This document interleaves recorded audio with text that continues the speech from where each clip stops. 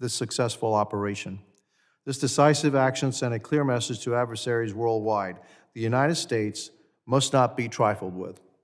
This operation is personally significant to me, as my family fled to America from the Cuban communist regime over 70 years ago, actually 65 years ago.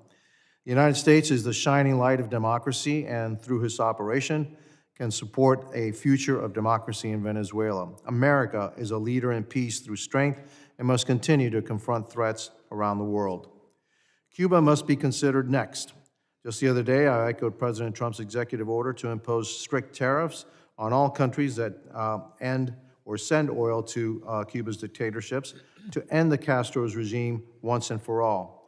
I have called for the immediate end of oil shipments to Cuba that fund the corrupt communist regime and crush the Cuban people.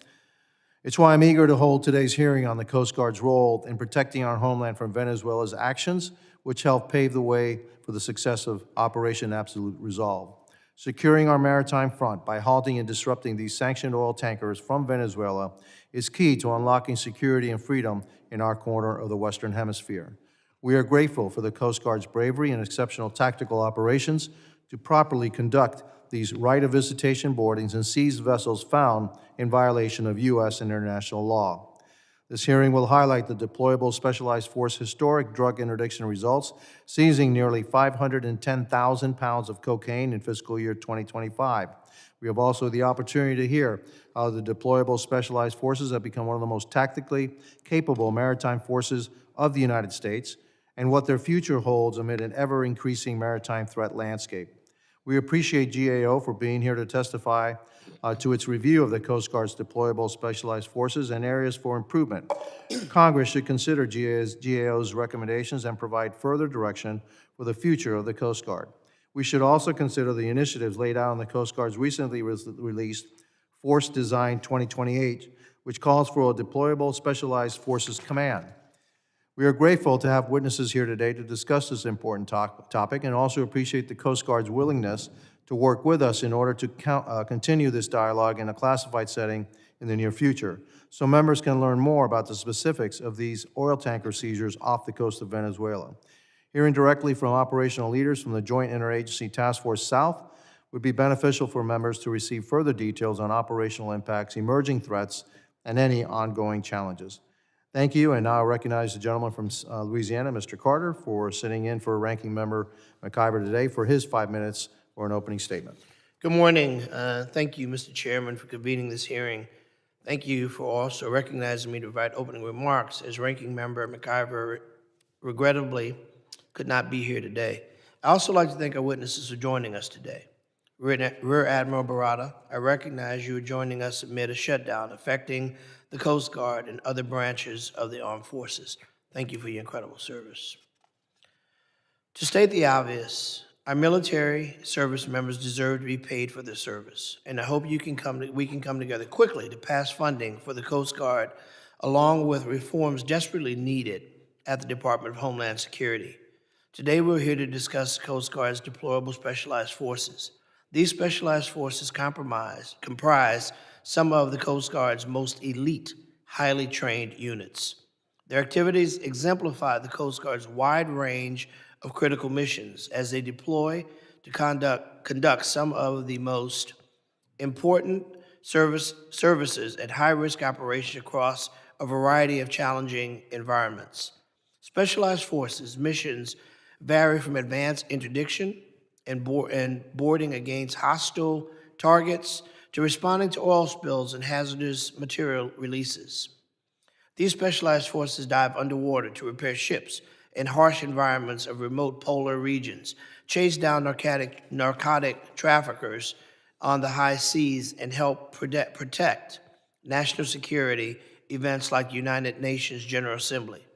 Last year, maritime safety and security terms were among the Coast Guard forces that deployed to my home city of New Orleans to help protect Super Bowl 59. I want to thank you and the hardworking Coast Guard personnel who helped make that event safe and successful, along with all of the work you do for Louisiana to ensure the community of maritime commerce and the safety of my constituents are always held at its highest.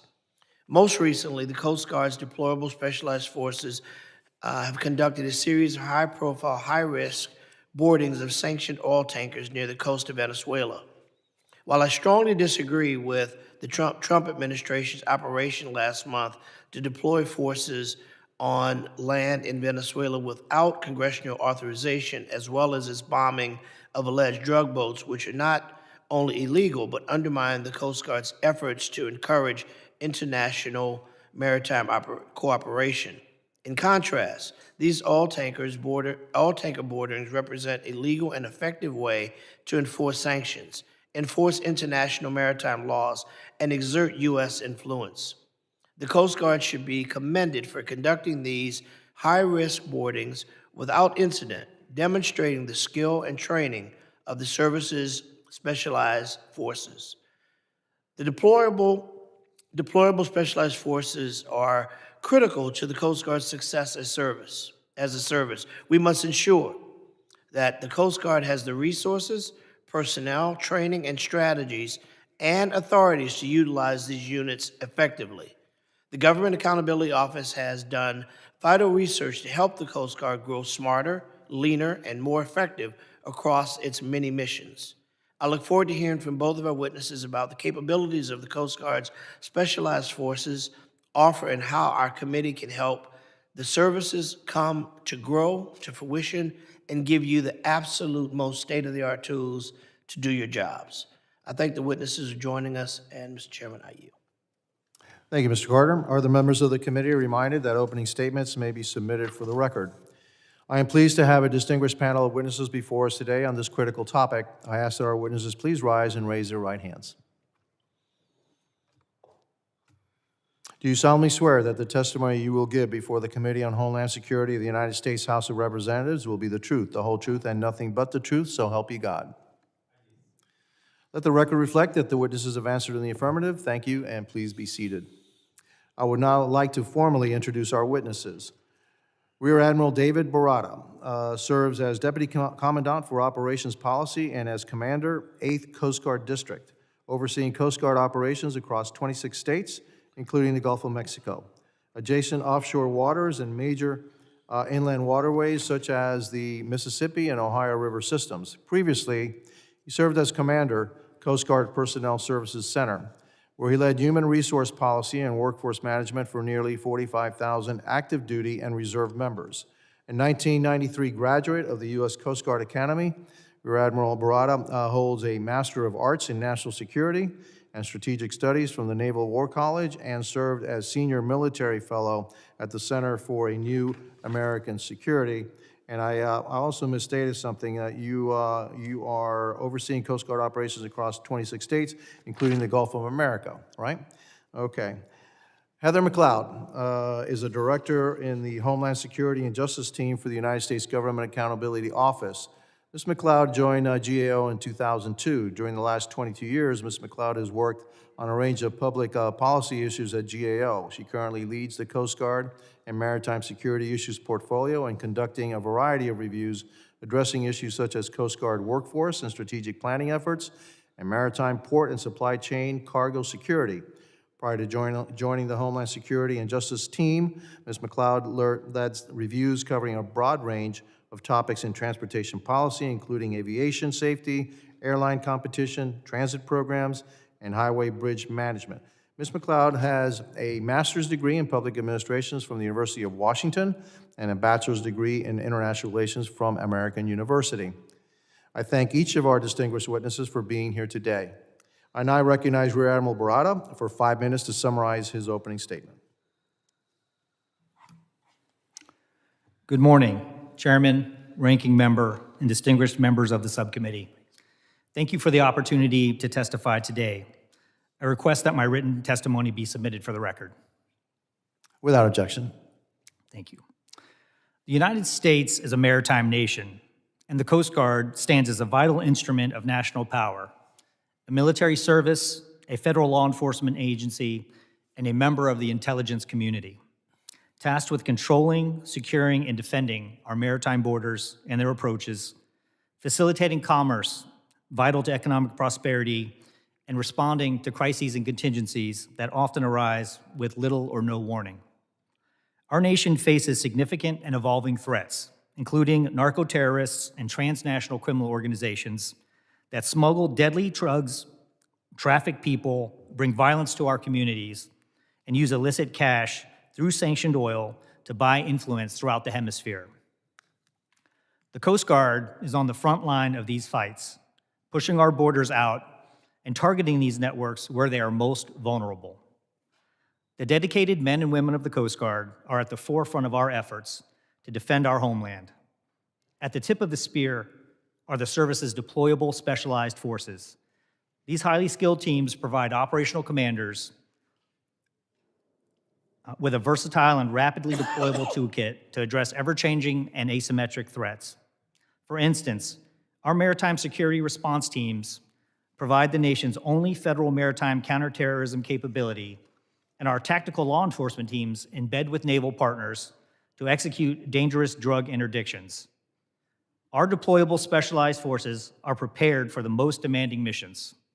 Their rigorous training, often with the Department of War colleagues, ensures that they can deploy globally at a moment's notice,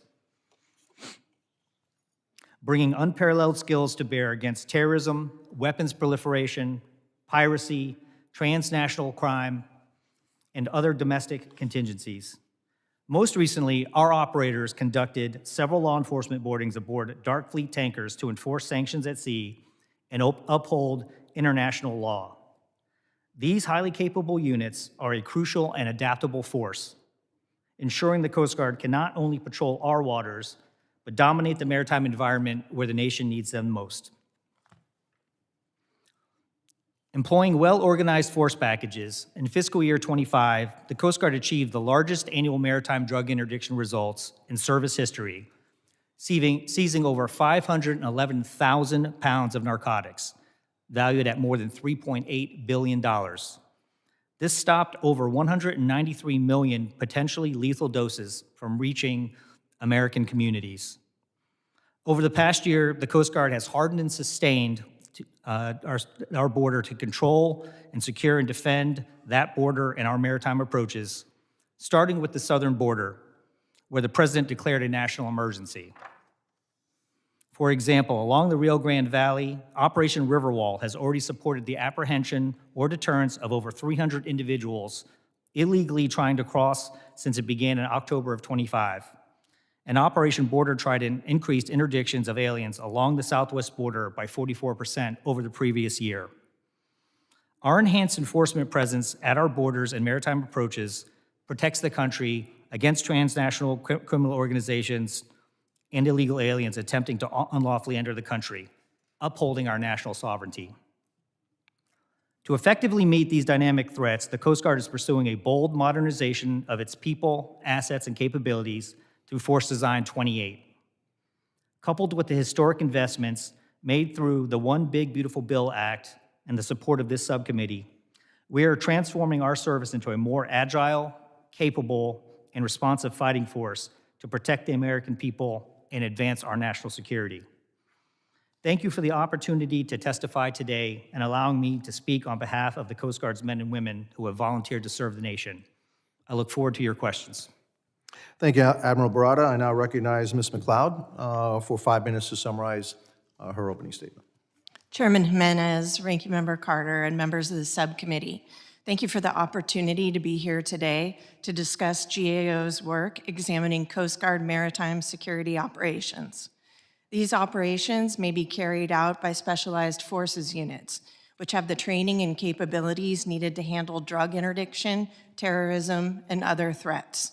My testimony today focuses on persistent challenges Coast Guard faces in carrying out missions, including those involving specialized forces units, and actions that GAO's work has identified to help Coast Guard address them.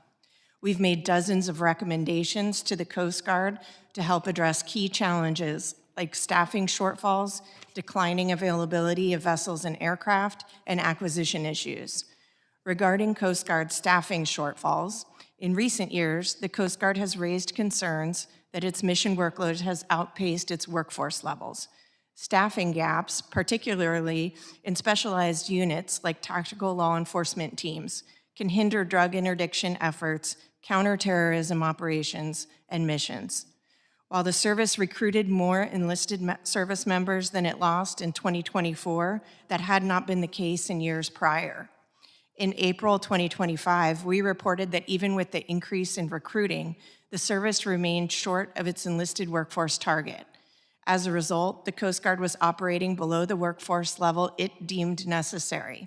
We made 3 recommendations to help address these challenges, including that the Coast Guard develop a clear plan to support its retention initiatives. Specific to specialized forces, in 2019, we reported that the Coast Guard has taken steps to create a maritime law enforcement career path, which helped them retain qualified personnel. We also reported that the Coast Guard might not have the right mix and number of specialized forces to meet mission demands. For example, we reported that officials from some specialized forces units were underused, while others were so busy that they had to turn down operations. In November 2024, the Coast Guard acknowledged that significant overlap in mission and mission capabilities related to specialized forces exist. Continued analysis remains important as the Coast Guard moves to establish a deployable specialized forces command as part of Force Design 2028. Another challenge I'd like to highlight is vessel and aircraft availability, assets that specialized forces are often deployed from. The condition of Coast Guard assets has been in a state of decline for decades. Our work has shown a concerning trend that the cost of maintaining these assets is increasing at the same time that their availability is decreasing. For example, in June, we reported that operation availability of cutters that the Coast Guard relies on for its maritime security operations declined. We also reported that increasing maintenance challenges have led to cutters missing patrol obligations. These readiness challenges are not limited to cutters. In a separate report, we found that Coast Guard aircraft were not available for missions as often as the service deemed necessary. We made 10 recommendations in these reports to address cutter and aircraft challenges. Finally, our work has noted that acquisition program delays have been a long-standing challenge for the service and continue to affect the availability of Coast Guard assets. For example, the Coast Guard's newest cutters, the Offshore Patrol Cutter and the Polar Security Cutter, are intended to support maritime security operations. But we found that combined, these 2 programs are years behind schedule and billions of dollars over their initial cost estimates. We've made dozens of recommendations on how Coast Guard can better manage acquisition programs. In conclusion, the Coast Guard Specialized Forces units include a range of capabilities that are vital to the service's ability to fulfill its missions.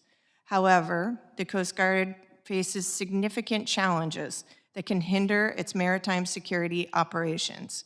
Addressing our recommendations in these areas will help to ensure the Coast Guard is effectively and efficiently using available resources to carry out these operations and support national interests. This completes my prepared statement, and I'd be pleased to answer any questions you may have. Thank you, Ms. McLeod. Members will be recognized by order of seniority for their 5 minutes of questioning. I will recognize myself for 5 minutes of questioning. Ms. McLeod, your report is quite troubling, and so I'd like to get to the root causes of this. On staffing, are you saying that the Coast Guard has a number of authorized positions, right? I mean, this is the number of people you should have, and that are we short on the authorized positions, or do we need more authorized positions, or both? I mean, what is your estimate of what we need in order to get the Coast Guard up to its strength, the strength that is needed in order to carry out its mission? More authorized positions, or we just need to fill the ones that we have? At the time of our review, the Coast Guard was short of its authorized positions. Since then, in Force Design 2028, the Coast Guard has plans to increase authorized positions, which we envision would have the same challenges in recruiting and retention with even more positions to fill. Are they short right now of recruiting up to their authorized positions? At the time of our review, yes. Do you know that's still the case?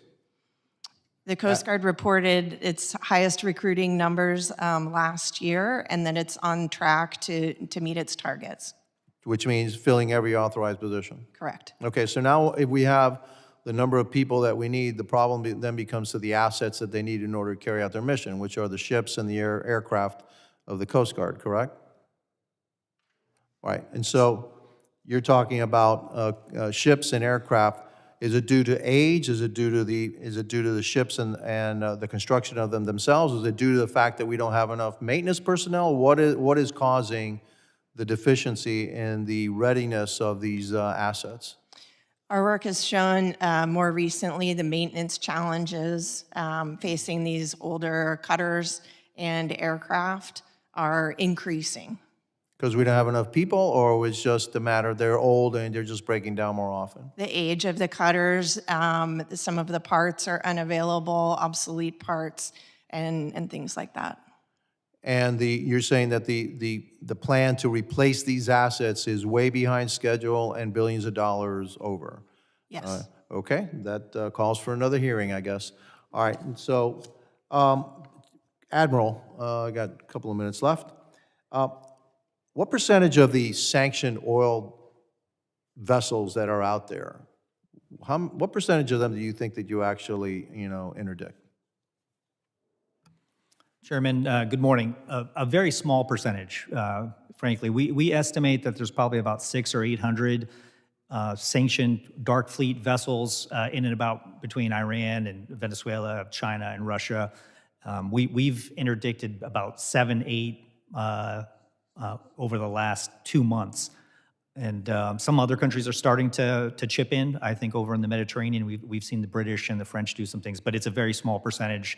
They operate out of the rule of law and on a consistent basis. 600 to 800 of these ghost ships?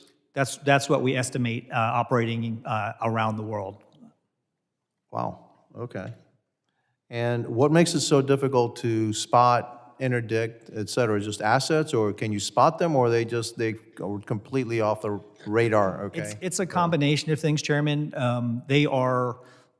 They obfuscate their position a lot of times. All of our large commercial foreign vessels are required to use an automatic identification system.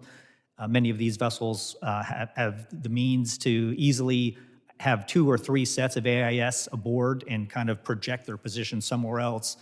They use false documents. They use false ownership. They claim the numbers of vessels that have already been destroyed and taken apart in other places so that they look like they're another vessel. And so even when we can track them, though, they're very hard to interdict.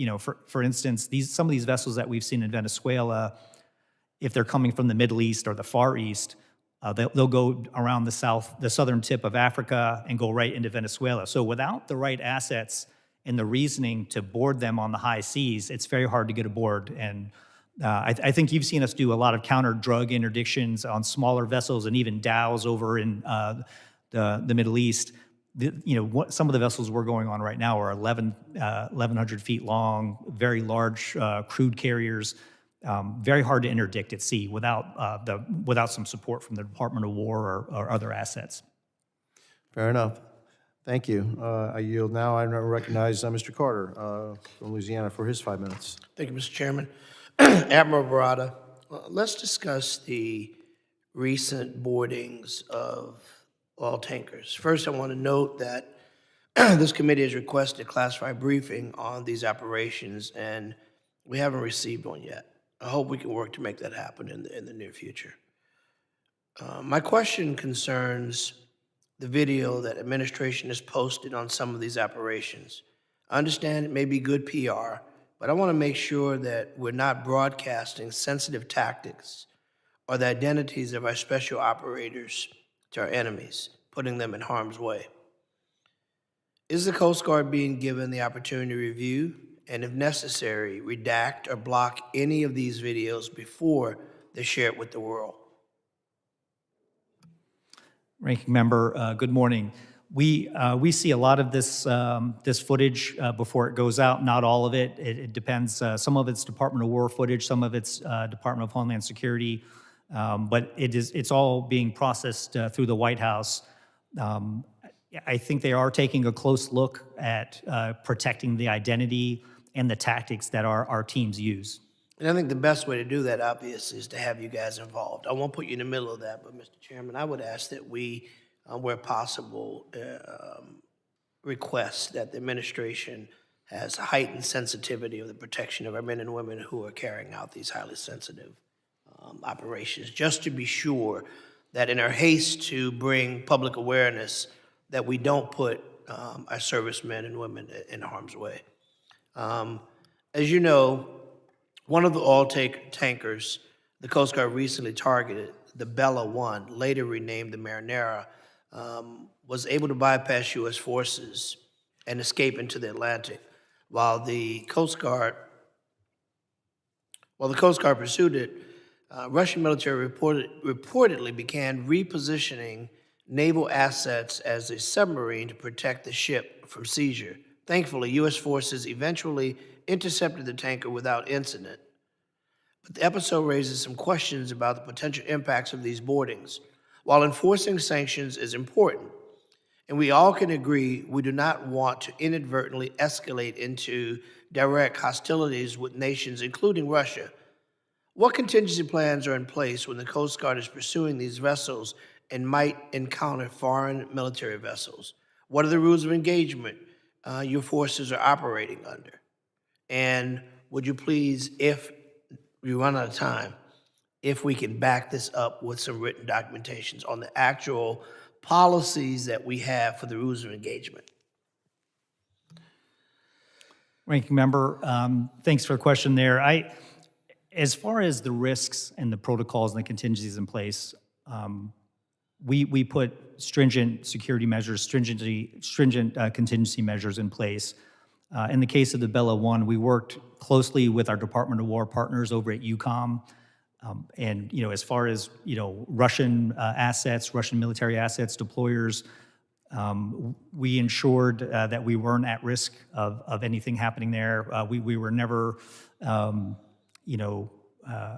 concerned at the risk level with Russian deployers impacting our ability to conduct those law enforcement activities.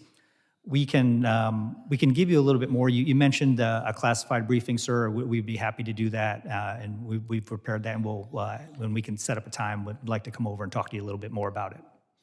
That'd be great. So without going into anything that might be confidential or might be that we should do in a more secure setting, the contingency plan of what happens in the case of meeting some other resurgence that may have bigger power or anticipate or maybe even a ambush. We should always, obviously, and I'm preaching to the choir, but talking from a member of Congress's standpoint, we want to make sure that we're giving you all the tools that you need in our quest to capture these illegal vessels, that we never put at risk our men and women in uniform who are out doing an incredible job. And I can't thank you enough for the incredible work that you do, not just when the cameras are rolling, as they've been doing most recently, but when no one's watching. Rather it is search and rescue or capturing these tankers. We know that the work of the Coast Guard is vast. You guys have been phenomenal partners for us in Louisiana, particularly in the aftermath of these horrific storms that we continue to have facing our communities. You're sitting before Congress. Tell us, what can we do? And my time's already up, but if you could just finish, tell us what we can do to arm you better. If you had a magic wand that you could wave today, recognizing that this committee, particularly this one in a bipartisan vein, wants to give you the tools that you need to carry out your function safely. Ranking Member, I think the number one thing that you can continue to give us is resources. I think under the Reconciliation Act, we've tried to get after some of the things that Ms. McLeod highlighted, assets. What we need on an annual basis is the OE money, the operating funds, to hire more personnel to operate these ships, to do our deployable specialized forces missions, and also sustain those assets as we move forward. We really appreciate your support. Thank you, Rear Admiral. Gentleman's time has expired. I now recognize the gentleman from Arizona, Mr. Crane. Thank you, Mr. Chairman. I want to thank the panelists for showing up to this subcommittee on frontline defenders and how the Coast Guard's deployable special forces combat narco-terrorists and other maritime threats on high seas. Admiral, when we talk about deployable specialized forces, are we primarily talking about VBSS? We're talking about a group of teams, which includes our maritime security response team, our boat forces teams that deploy domestically and internationally, our port security units that do expeditionary. There's a number of units that fall under that category for us. Okay, thank you, Admiral. I have a little bit of experience with VBSS myself. I was on a VBSS team on the USS Gettysburg a couple decades ago. My last job in the Navy was in the SEAL teams. My job was to train and coach SEALs on the West Coast on how to do VBSS, so a little bit of experience with what you guys are doing, and I appreciate I know that's a very complicated mission set, and I appreciate all the hard work that you guys do. Admiral, I want to ask you if you believe that the President of the United States, the Commander-in-Chief, under Article 2 of the Constitution, has broad executive powers for maritime security. Do you recognize that, sir? Yes, I recognize that.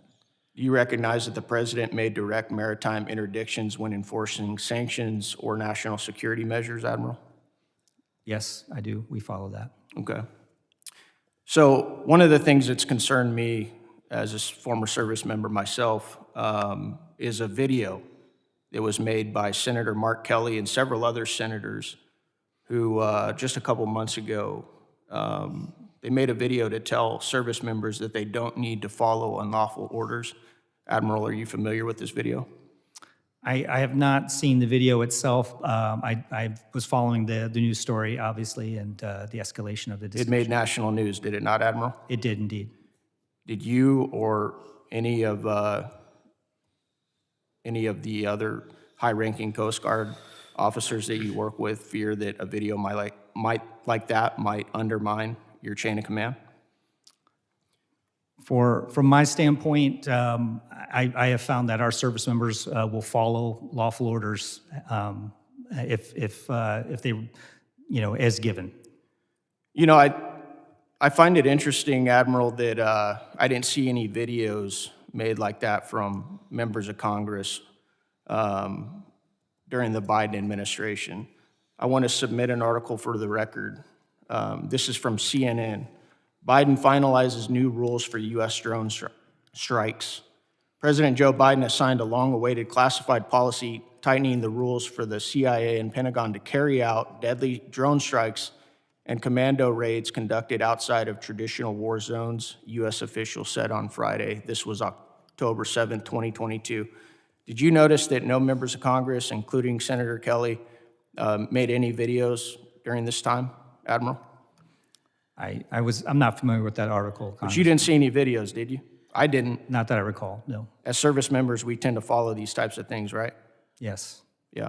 I found that very interesting that they weren't making videos during that time frame about whether or not service members follow lawful orders or not. And I think we all know that, right, Admiral? Don't we get that training in basic training that we're not supposed to follow unlawful orders? Absolutely. And at all the session sources, that is what we train our personnel. Yeah. So did you find that video a little bit odd, knowing that we all know that? I find that it's, for me, as I reflect on it, I think it's unnecessary. I think our personnel will know to follow lawful orders and to question unlawful orders. Yeah. That's what I thought too. Admiral, Congress delivered for you guys in a pretty big way during the reconciliation package. Is that correct? That is absolutely correct. We gave you about $25 billion. Is that correct? Yes, generational change for the Coast Guard, Congressman. And you guys had about $7 billion in maintenance backlog for infrastructure. Is that correct? Yes, that's correct. how do you see the Coast Guard deploying that money to make sure that the Coast Guard is ready to carry out the nation's national security and homeland security needs in the next couple years? Under Force Design 28, Congressman, we have reorganized to ensure that the Coast Guard can obligate all of those funds quickly. We're not waiting for the 5 years that they're available to us. We want to spend those right away on maintenance, on shore infrastructure, to get after the problems that we have. Thank you. My last question for you, Admiral, is do you feel in the last couple months with the boat strikes and everything else going on, do you feel like you have given orders to your men to carry out any of these strikes, any of these interdictions that have been deemed unlawful? The Department of War has had the lead for these kinetic strikes. The Coast Guard has not been involved with them, so I can answer that we have not. I have not felt that way at all. Thank you, Admiral. I yield back. Thank you, gentlemen from Arizona. Are you submitting that report for the record? Yep. Without objection. I now recognize the gentlewoman from South Carolina, Ms. Biggs, for her 5 minutes. Thank you so much. Thank you to our witnesses for being here today. And I'll direct my first question to Admiral Barrato. So force design, and I may overlap a little bit with Congressman Crane, but hopefully it'll kind of go in a different direction. So the Force Design 2028 outlines a plan to modernize the Coast Guard and to expand deployable capabilities. So how does Force Design 28 aim to expand the recruitment of DSF personnel and set up training centers to equip the future of the DSF workforce? And for instance, does the Special Mission Training Center have the capacity to support that growth? Congresswoman, good morning. So under Force Design 28, we do intend to expand our workforce by 15,000 personnel, and that'll include personnel to man the ships that you've helped us acquire, the aircraft, but it'll also be operators for our unmanned systems and also our deployable specialized forces. So we intend to grow, and we envision a very agile, adaptable workforce that includes a lot of deployable specialized forces. The Special Missions Training Center is a real valuable part of that. Our MLAA Academy in Charleston is also a big part of that for our baseline law enforcement, and then the SMTC is more of our advanced tactics. And we plan to make some investments there. We need some assistance with the infrastructure there, the number of personnel who are training, the type of training that we do, some of these vertical insertion tactics that we use for VBSS, sir. So those type of things are the ones that we need, Congresswoman. Thank you. And my second question, what are the details on the Coast Guard stand-up of a DSF command, and why is it necessary, and what value does it add? Congresswoman, I appreciate that question. For us, in response to Ms. McLeod's work at GAO and her colleagues, we've taken a look at DSF, and we think we need to unify the command structure for all of our forces there. We have seen functional commands work over in Department of War, like SOCOM and JSOC and some of these other functional commands. We've seen it work for us as well, for our Coast Guard Cyber Command. And so we think that unifying these elements will help us man, train, equip, deploy these, our specialized forces in a better way, equip them in a better way, whether that's, travel money, whether that's funding for weapons, specialized tactics, all of those things. We think that putting that under one header will help us be a lot more efficient. Great. And I'll go a little bit further. What is the anticipated size of the command, and where might it be located? Congresswoman, we're still early in that. We are hoping by October to have a location. We do have a team put together that's making some proposals, and we're going to base some of the factors on, can we deploy out of there?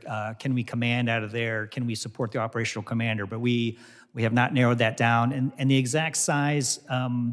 still is to be determined. We don't plan to move any of our current units, any of our deployable specialized forces, the units themselves. What we do expect is a command element that can focus on the training, that can focus on the funding and the equipping, and how we deploy them. Well, I'll just end since my time is about to expire, but thank you for your service and for what you do. I have a huge respect for you and am very grateful. So Thank you, Congresswoman. And I'll yield back. Gentlewoman yields back, and I recognize the gentleman from Tennessee, Mr. Van Epps. Thank you, Mr. Chairman, and thank you, Admiral Barada and Director McLeod, for being here today. The United States has the best armed forces in the world, and as we've heard already, the Coast Guard's deployable specialized forces are one of the most agile. Seeing their work in the public eye recently has been gratifying, and I want to thank you, Admiral Barada, for the part the Coast Guard has played in making our country and the waters around us safer. The DSF is often the tip of the spear in actions that can quickly become interagency operations. When a DSF unit boards a vessel, for example, those service members may need to quickly loop in interagency partners as they find illegal cargo. Admiral, can you walk us through the maritime operational threat response process used to manage the moving pieces of interagency coordination between the Coast Guard, Department of Justice, Statement, Department of War, and others? Congressman, good morning. Yeah, so our process there for counter drug for these dark shadow fleets are very similar. Once we get aboard, the first thing we do is we want to establish the nationality of the vessel. And we then have to call back to the motor process. And the motor process, what that involves is the entirety of the interagency, Department of State, Department of Justice, other elements, maybe even in the case of the tankers, Department of Energy, up to the White House, so that we ensure that we are following international law and that we are able to exercise U.S. law and authorities aboard the vessel. So, for instance, when we board a drug vessel, we'll call back to the motor process, and we'll either engage one of our bilateral agreements that we have, or we will go back to the Department of State to call that individual country and assess whether or not they concur with the vessel's claim, or they're allowing us to operate on a vessel that's under their subject to their authority. So on the tankers, we're doing something similar, and once we do that, we know we're in a good position to follow the law. Great, thank you. Are there gaps that exist between the Coast Guard and these interagency partners when conducting operations, and is there anything we can do in Congress to help close any of those gaps? We've found that it's been very successful in practice. As I've said, we had our largest counter drug year last year in FY25, 511,000 pounds, over 3 times some of our previous years. And our tanker operations, I will tell you, the motor process has been vital for us for our success here. But there's no gaps that I can see right now, Congressman. Great, thanks, Admiral. Pivoting here, the Trump administration has prioritized Western Hemisphere security and law enforcement, such as enforcing sanctioned Venezuelan oil, and the Coast Guard has been a crucial part of the overall approach. In the past year, it has seized huge amounts of illicit substances and disrupted criminal networks. Admiral, can you talk about how criminal organizations are adapting to increased law enforcement operations in the Caribbean and East Pacific? Congressman, I can give you a couple examples. We talked about the dark fleet tanker operations. The use of those those that are the funds and revenue that come from the oil that's being sold overseas is then replicated back in and put into the organizations. So we've seen that. We've seen that revenues from illegal fishing, from illegal arms sales, human smuggling, those are all being used to feed drug networks. They're being used to then come back and rearm and re-resource some of the traffickers for semi-submersibles and those type of assets that they know are really hard to find at sea. And so we've had to adjust our tactics as we go. One follow-up to that. How are the Coast Guard's maritime to that note? How are your maritime drug interdiction operations changing, and what do you need to continue adapting to new trends? I think what we need is exactly what the Congress has given us, and we need to obligate those funds. We need more cutters. We need more unmanned systems. We need more intelligence programs. I think what last year showed us, for Operation Pacific Viper over in the Eastern Pacific, that when we have a cutter like a national security cutter that has a Hitron, a helicopter on the back with precision marksmen, and the right small boats over the horizon, the right intelligence, and the right tactical teams aboard to gather the evidence that we need, we are very effective in stopping the drug traffickers. Admiral, thank you so much. Thank you for what you do. And Mr. Chairman, I yield back. Thank you, Congressman. Gentleman yields back. Thank the witnesses for their valuable testimony, and the members for their questions. The members of the subcommittee may have some additional questions for the witnesses, and we would ask the witnesses to respond to these in writing pursuant to Committee Rule 7E. The hearing record will be held open for 10 days. Without objection, subcommittee stands adjourned.